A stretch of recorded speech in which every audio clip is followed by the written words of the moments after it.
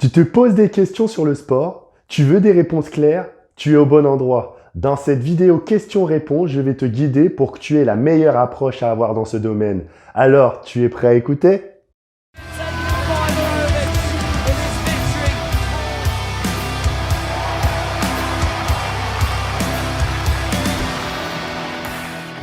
Pose-toi et imagine un instant que tu aies toutes les réponses à tes questions sportives. Que tu puisses enfin prendre les règles du jeu, décoder les stratégies gagnantes et exploser tes performances. Ça serait cool, non? Eh bien, je vais te donner toutes les clés pour devenir un véritable champion. Je vais te faire comprendre comment un très grand sportif réfléchit, te révéler ses secrets et j'espère que cela te propulsera vers un succès proche. Cette vidéo est donc conçue pour t'immerger dans l'univers passionnant du sport et t'inspirer avec des histoires de dépassement de soi. Imagine-toi en train de regarder un match, mais au lieu d'être un simple spectateur, tu deviens le coach, le stratège, celui qui comprend tous les coups et les enjeux qui se cachent derrière chaque action. Tu te sens déjà plus impliqué là, non? Maintenant, laisse-moi te poser une question. Quelle est la plus grande frustration que tu rencontres lorsque tu regardes un événement sportif? Est-ce que c'est le fait de ne pas comprendre les règles, de ne pas savoir pourquoi une équipe a pris une décision plutôt qu'une autre, ou peut-être que tu te sens distancé des joueurs et de leur talent incroyable? Eh bien, ne t'en fais plus. Dans cette vidéo, je vais répondre à toutes ces questions et bien plus encore.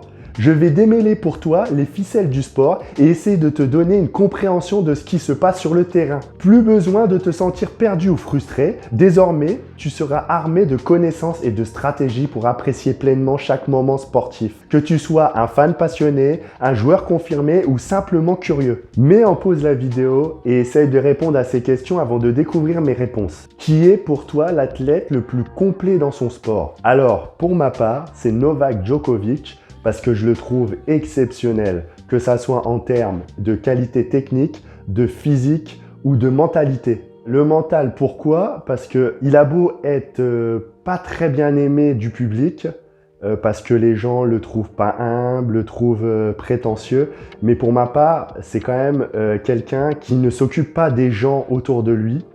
Il est toujours reconnaissant envers les gens qui le soutiennent, que ça soit sa famille, son entraîneur, etc.